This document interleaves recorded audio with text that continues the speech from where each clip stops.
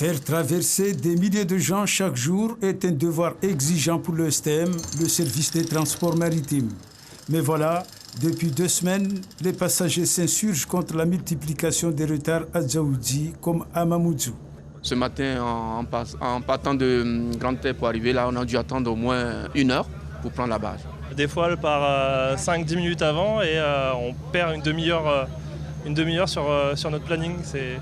C'est parfois compliqué. Ça serait bien à un moment donné d'envisager peut-être une consultation publique pour vraiment prendre en compte nos besoins, à nous les usagers. Je pense que le système de la barge actuellement, il est vraiment à moderniser. Pour le STM, la régulation des rotations est confrontée à certaines contraintes inévitables. Quand une barge prend 98 passagers, c'est 98 passagers, tout compris, avec le chauffeur du véhicule, les conducteurs de scooters et les passagers. On ne doit pas excéder 98 sur un safari, 233 par exemple sur le bateau sur lequel nous sommes, sur l'amphidrome sur lequel nous sommes, et 590 pour la plus grosse. En l'absence du pôle parti en révision à Maurice, 4 barges assurent les traversées toute la journée et 1 la nuit. Une autre problématique vient se greffer au retard ou au départ avant l'heure dans les traversées en question.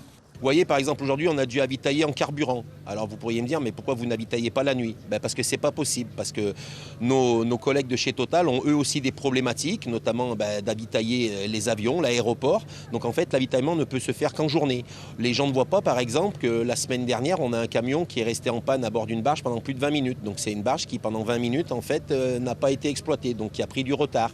Les Evasan, c'est pareil, quand l'hôpital nous réquisitionne, la barge, elle part soit avant, soit après, et voilà, souvent, effectivement, les usagers ne le comprennent pas. Afin de trouver une solution palliative et pérenne, le service des transports maritimes va se doter de 2 nouveaux amphidromes en janvier et en juin 2023.